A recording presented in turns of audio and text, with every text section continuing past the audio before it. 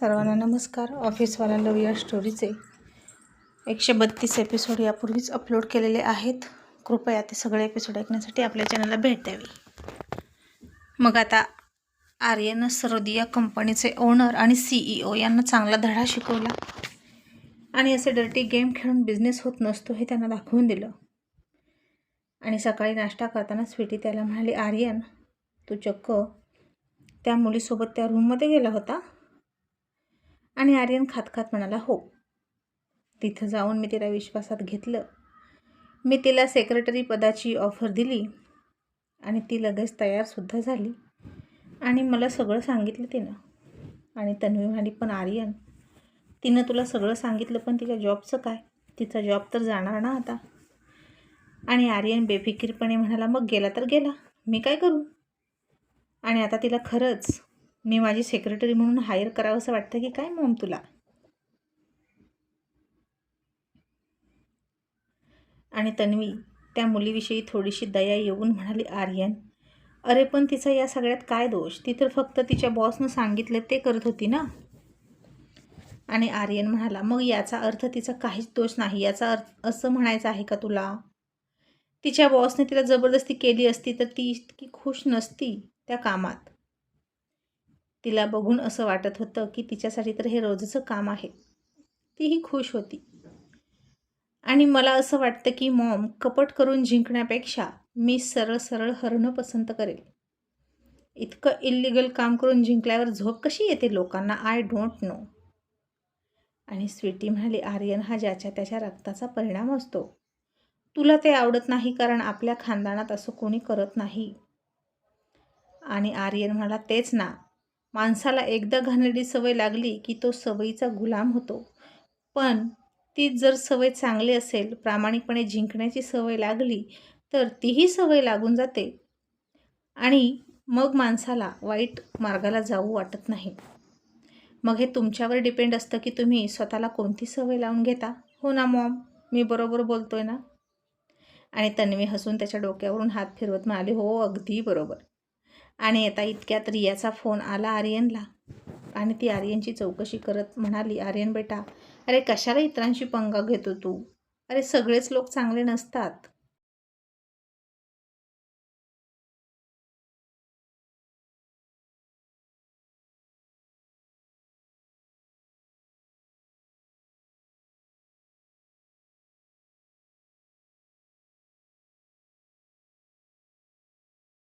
आणि आर्यन म्हणाला, आत्तू डोंट वरी, मला काहीच होणार नाही.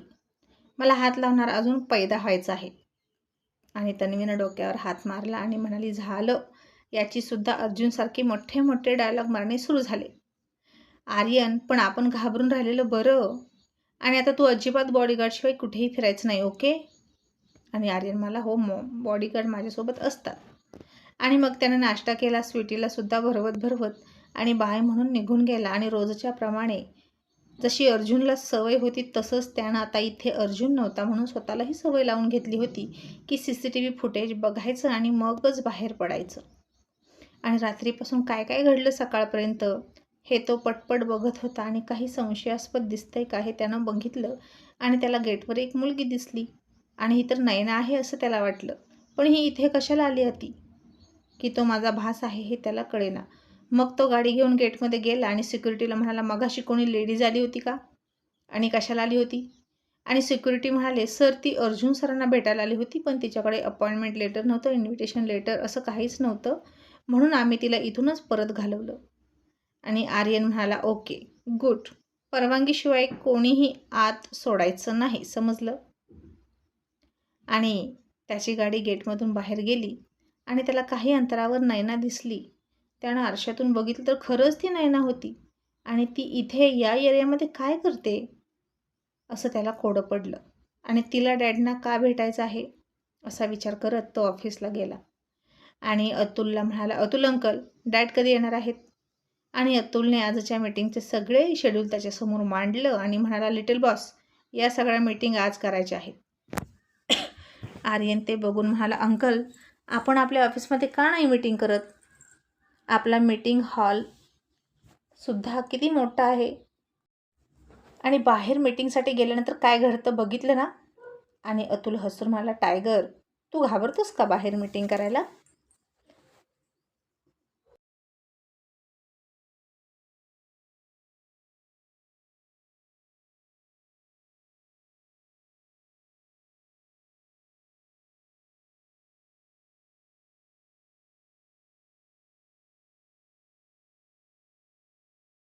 आणि आर्यन म्हणाला, घाबरत नाही अंकल, पण काही ऊच नीच झाली तर पुरुष म्हणून सगळं आपल्यावर येतं.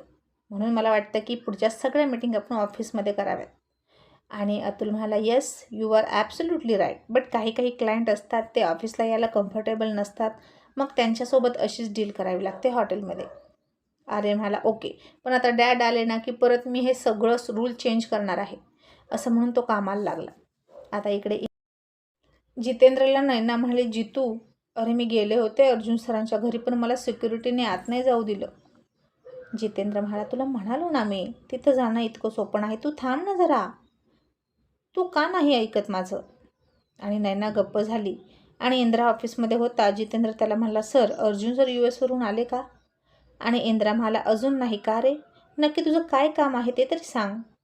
आणि जितेंद्र म्हणाला, सर, माझ्या बायकोला त्यांना भेटायचं आहे. इंद्रा म्हणाला, पण का? का भेटायचं आहे तिला त्यांना?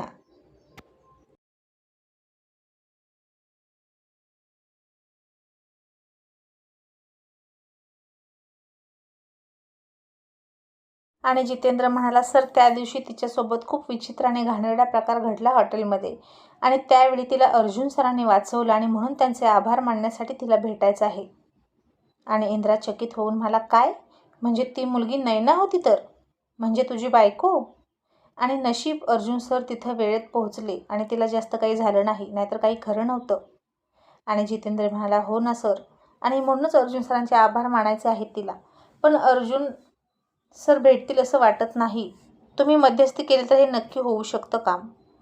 आणि इंद्रा म्हणाला, ओके, मी बघतो, पण सुट्टी दिवशी हे होऊ शकतं, ऑफिस टाईममध्ये, आणि इतर दिवशी नाही होणार. ते परत आले की मग मी तुला सांगतो. आणि आता जितेंद्रनं खुश होऊन ही गोष्ट नयनाला सांगितली. आणि पण आता इंद्रा विचार करायला लागला की आर्याला जर हे सगळं कळलं तर ती नयनाला आणि अर्जुन सरांना कधीच भेटू देणार नाही आणि एकत्र येऊ देणार नाही, कारण तिला तर फार राग येतो ना नयनाचा. आता असं काहीतरी केलं पाहिजे जेणेकरून अर्जुन सर तिला भेटले पाहिजेत. खरंच ती मनापासून खूपच गिल्टी फील करून वेळ मागत आहे. पण जर आर्या, नैना आणि डॅड एकत्र आले तर जे काही आहे मनात ते बाहेर निघून जाईल आणि काहीतरी आयडिया करतो असं म्हणून इंद्रा घरी गेला आणि आर्याला म्हणाला, आरू, अगं किती दिवस झालं आपल्या घरी डॅड आले नाहीत.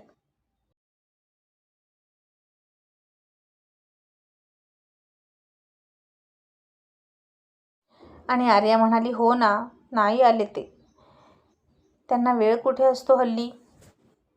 आणि इंद्रा म्हणाला, मी काय म्हणतो, आता ते US वरून आले ना की मग त्यांच्यासाठी डिनर प्लॅन कर ना मस्तपैकी आणि त्यांना आपल्या घरी बोलव.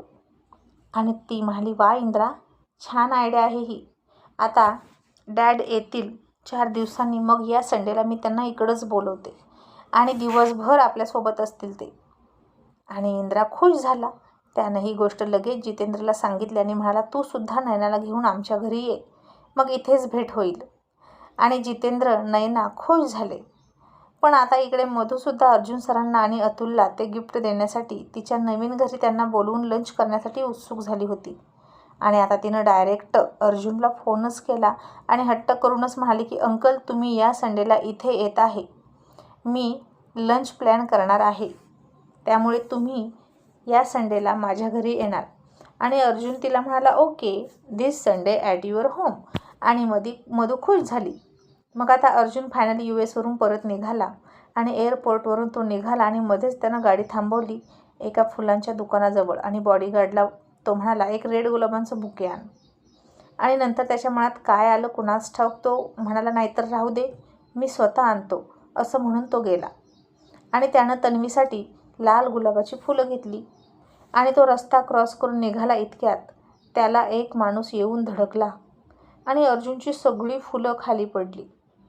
आणि अर्जुनला त्या व्यक्तीचा खूप राग आला आणि त्यानं मागे पुढे न बघता त्या माणसाकडे सुद्धा न बघता म्हणाला, दिसत नाही का नॉनसेन्स, आंधळा आहेस का? माझी सगळी फुलं खाली पाडली. आणि आता ती व्यक्ती सॉरी म्हणून खाली बसली.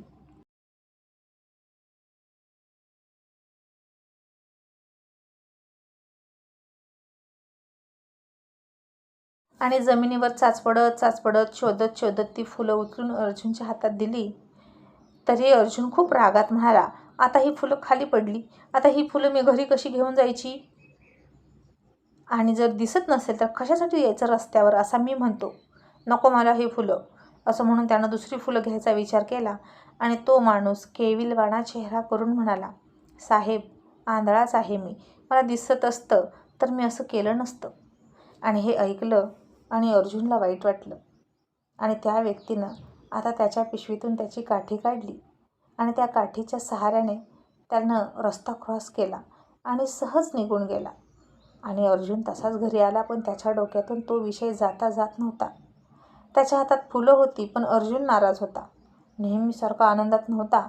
आणि तन्वी म्हणाली, का रे अर्जुन, काय झालं? नेहमी US वरून येताना मला भेटण्यासाठी एक्साईट असतोस, तसा दिसत नाहीस, काय झालं? आणि अर्जुन म्हणाला, तनू, अगं तो माणूस, तो आंधळा होता आणि मला माहीत नव्हतं. तो मला धडकला आणि मी त्याचा दिसत नाही का, आंधळा आहेस का, असं म्हणून अपमान केला. तनू, माझं खूप चुकलं, मी त्याला असं बोलायला नको होतं. जगात असे व्यंग असलेले कितीतरी लोक आहेत. कोणाला हात नाही, कोणाला डोळे नाही, कोणाला पाय नाही, कोणाला कान नाहीत. आणि आपल्याला तर काहीच माहीत नसतं यांच्याविषयी. आपण फक्त गाडीमधून येतो, फिरतो, विमानातून फिरतो, येतो जातो. पण अशा लोकांचं काय तनू? मी त्याला इतकं बोलायला नको होतं. देवानं आधीच त्याला डोळे न देऊन त्याच्यावर अन्याय केला होता. आणि मी मात्र मला दिसत असून सुद्धा त्याला धडकलो. यात त्याचा काय दोष तनू? दोष सगळा माझा आहे. खरा आंधळा तर मी आहे. आणि तन्वी आता अर्जुनचं गिल्ट दूर करत म्हणाली, इट्स ओके अर्जुन, जे झालं ते झालं. अरे त्याला नसेल वाईट वाटलं, तू नको वाटून घेऊ, झालं गेलं विसरून जा.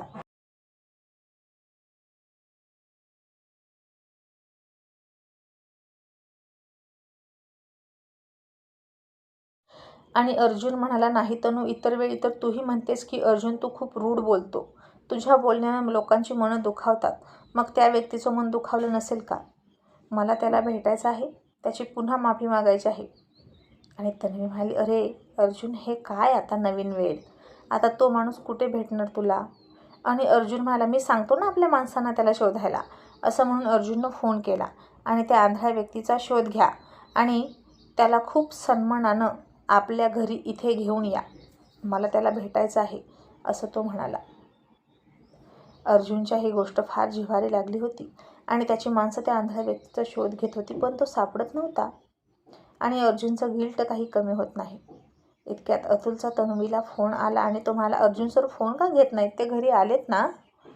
आणि तन्वी म्हणाली, अतुल, अरे काय सांगू आता तुला, आल्यापासून एकाच व्यक्तीचा शोध घेतोय, त्याची माफी मागण्यासाठी.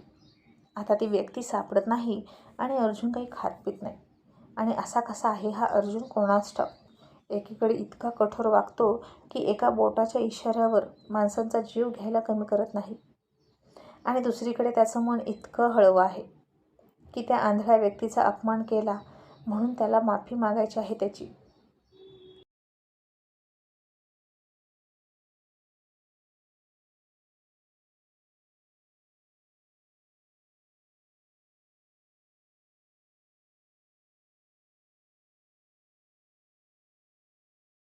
आता अतुल हसला आणि म्हणाला, मॅडम, तो असाच आहे आणि तुम्ही आणि मी, आपण दोघेच त्याला जास्त चांगलं ओळखतो.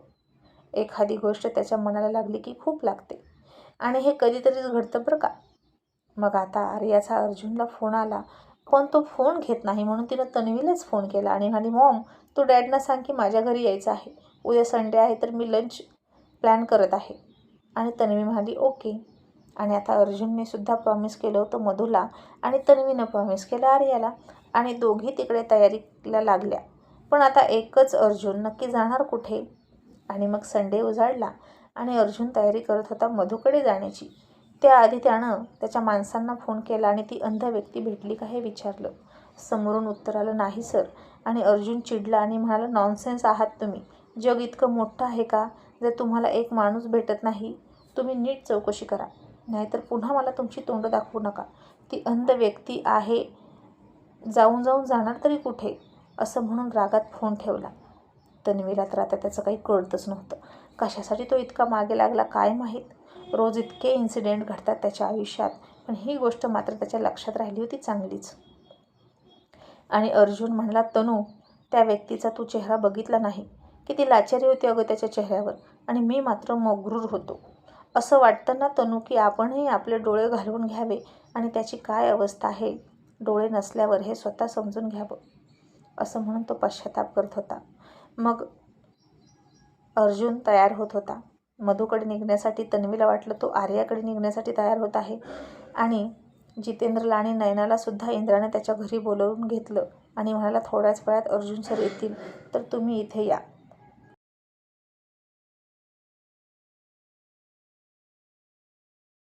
आता ते दोघे सुद्धा तिकडे यायला निघाले. इतक्यात अतुल सुद्धा तिथे आला आणि म्हणाला, चला अर्जुन सर, आपल्याला निघायचं आहे.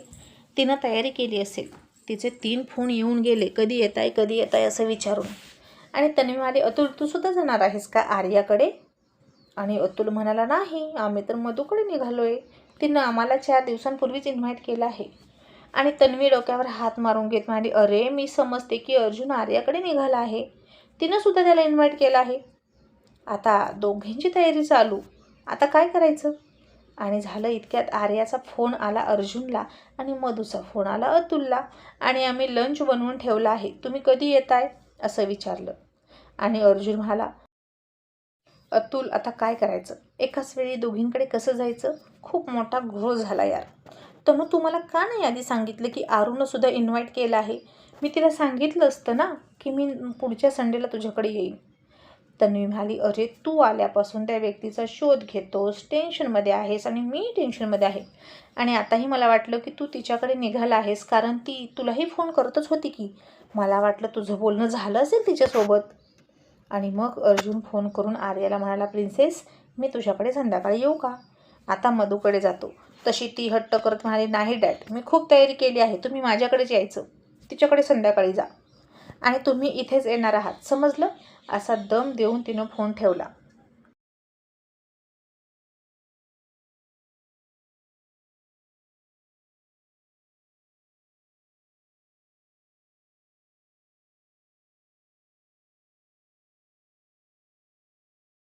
मग अर्जुननं मधूला फोन केला आणि म्हणाला, मधू बेटा, मी तुझ्याकडे संध्याकाळी येऊ का? आता आर्याकडे जातो. आणि मधू म्हणाली, नाही अंकल, मी 4 दिवसांपूर्वी तुमची वेळ मागून घेतली आहे. मी आता तुमच्यासाठी लंच केला आहे, तो डिनरमध्ये खाल का? तर अजिबात नाही, तुम्ही इकडेच या. आता अर्जुनसमोर खूप मोठा पेच निर्माण झाला आणि तो त्या दोघींना म्हणाला, तुम्ही आपापसात ठरवा की मी कोणाकडे जायचं. मी एका वेळी एकाच ठिकाणी जाऊ शकतो. मग आता मधूनं आर्याला फोन केला आणि म्हणाली, आरू, अर्जुन अंकल संध्याकाळी तुझ्याकडे येतील, आता माझ्याकडे येतील. आर्यासुद्धा रागात म्हणाली, नाही, ते आत्ता माझ्याकडे येतील, संध्याकाळी तुझ्याकडे येतील, काय फरक पडतो? आणि मधू चिडून म्हणाली, फरक पडतो. आरू, मी आधी इन्व्हाइट केलं आहे त्यांना. आणि आर्या म्हणाली, हे बघ मधू, ते माझे डॅड आहेत, आधी माझ्याकडे येतील. आणि मधू म्हणाली, असतील तुझे डॅड, म्हणून काय झालं, ते माझे अंकल आहेत. आणि आर्या रागात म्हणाली, मग आता बघूच ते कोणाकडे आधी येतात. असं म्हणून दोघींनी रागात फोन ठेवला आणि पुन्हा अर्जुनला फोन करून दोघींनीही दम दिला की आधी माझ्याकडेच यायचं, नाहीतर मी बोलणार नाही. आणि अर्जुन घाबरला. आणि या 2 लेडी टेररिस्ट आता माझं काय करतील कुणास ठाऊक, असं त्याला वाटलं.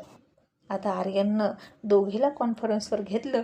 दोघींमध्ये समझोता घालण्यासाठी म्हणाला, मी एकीकडे आलो तर चालेल का? दुसरीकडे डॅड जातील. तसं दोघींनी रागात, नो, तू नको, तेच हवे आहेत, असं म्हणून फोन ठेवला. आणि आर्यन म्हणाला, डॅड, आता तुमचं तुम्ही बघा, मी आपला घरचा लंच खातो, असं म्हणून त्यानं घरीच खायला सुरुवात केली. आणि अर्जुन तर आता तिथंच खाली बसला आणि म्हणाला, मी आता माझं घर सोडणारच नाही. अतुल, आता तूच मार्ग काढ. एकीकडे जावं तर दुसरी नाराज होणार, दुसरीकडे जावं तर पहिली नाराज होणार. यार, काय मुसीबत आहे. आणि अर्जुनच्या या अवस्थेला स्वीटी, तन्वी नुसत्या हसत होत्या. आणि अतुल म्हणाला, ओके सर, चला उठा, बेडवर झोपा.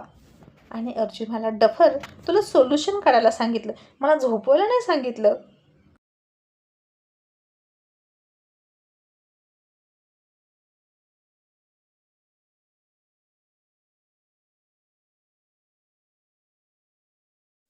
अतुल म्हणाला, सर तुम्ही झोपला तर सोल्युशन निघेल, चला पटकन.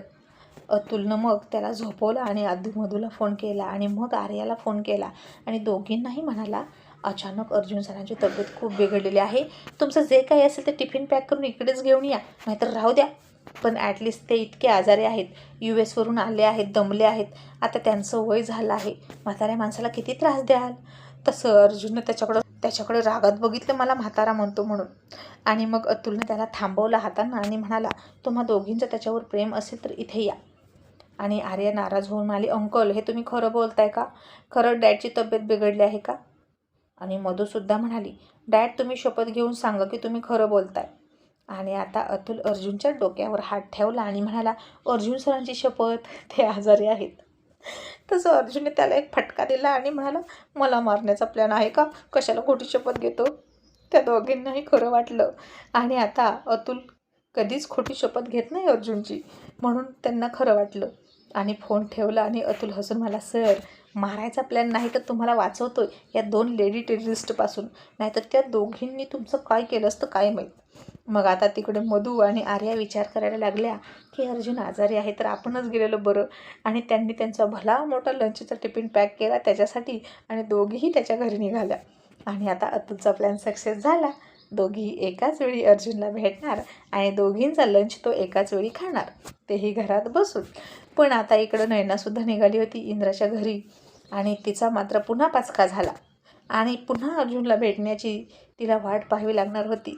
आणि तिला जेव्हा हे सगळं कळलं की अर्जुन तिकडे येणार नाही, तेव्हा तिला कळत होतं की अर्जुन म्हणजे असा देव आहे ज्याच्या दर्शनासाठी खूप मोठी रांग लागत असते आणि नशिबात असतं त्यालाच ते दर्शन भेटत असतं.